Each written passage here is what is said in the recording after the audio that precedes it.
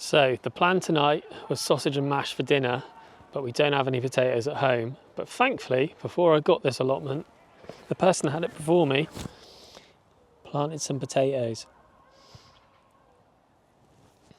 So I'm going to dig some up, see what we've got, and fingers crossed we can have mash with the sausages. Got the fork, so let's go. This thing's a weed, so we can get rid of that. We'll go for this one here.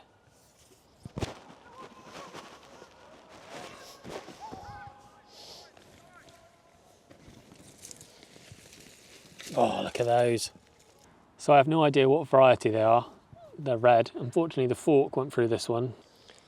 So I dug up another couple plants. That's definitely enough for two people. Look at the size of all these. So the runner beans are coming on nicely. They're starting to flower. Some of them are ready to pick actually. So I'll be having them on the side of my mash and sausage as well.